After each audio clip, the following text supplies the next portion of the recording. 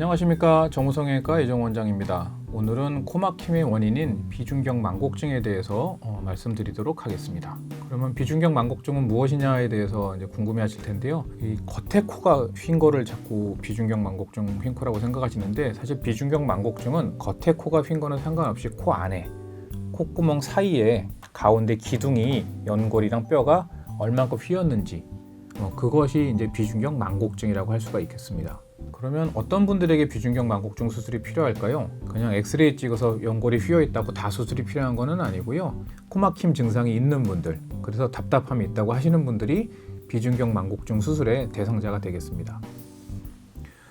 자, 비중격 만곡증의 수술 방법은 우선 휘어 있는 연골과 뼈 부분을 제거를 한 다음에, 코가 휘어 있으면 반대편에서 자라나고 있는 살들이 있거든요. 비갑계라고 하는데 흔히 비갑계 성형을 같이 해야 됩니다.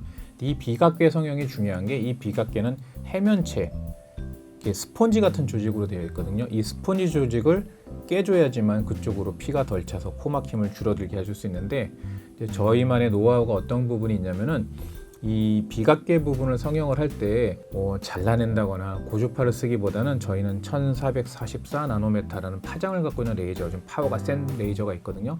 그 레이저를 이용해 가지고 비각계 성형을 하게 되면 출혈도 적고 부기도 덜하고 후에 재발료도 적기 때문에 그 부분이 저희만의 핵심 포인트라고 할 수 있겠습니다. 코 수술을 할 때 비중격 만곡증을 수술하게 되면 코를 절개를 하고, 예를 들어서 이제 우리가 박리를 많이 하잖아요. 그렇게 되면은 시야가 넓어지게 되거든요. 그 시야가 넓기 때문에 저 뒤쪽 깊숙한 곳, 코 뒤쪽 깊숙한 곳에 있는 휘어 있는 부분도 우리가 좀 제거를 할 수 있기 때문에, 아무래도 비중격 만곡증에 대한 어떤 그 치료 범위가 좀 넓어지기 때문에 증상 완화하는데 조금 더 도움이 될 수가 있겠고요. 일반적인 코 수술이랑 비중격 만곡증이랑 같이 했을 때의 이제 치료에 대한 부분은 조금 틀려지게 됩니다. 코 성형을 할 때는 코를 완전히 막지는 않습니다.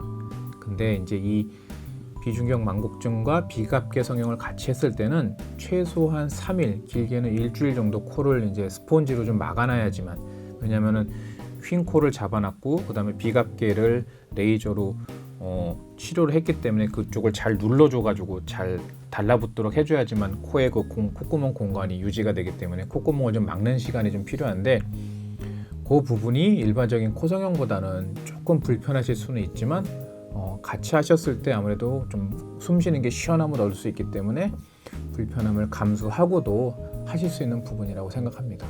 자, 마지막으로 드리고 싶은 말씀이 있는데요. 흔히 이 비중격 만곡증 수술을 비염 수술이라고 많이들 얘기하고 알고 계세요. 그러니까 그거는 비염 수술이라는 건 사실 정확한 말은 아니고요. 다만 그 알러지 증상이 코에서 나타나기 때문에 그 증상을 완화시키기 위해서 코가 똑바른 사람보다는 휘어 있는 사람, 코가 막힌 사람들이 그 증상이 더 심하기 때문에 비중격 만곡증이 비염 증상을 완화시키는 데 도움이 된다고 할 수 있는 겁니다.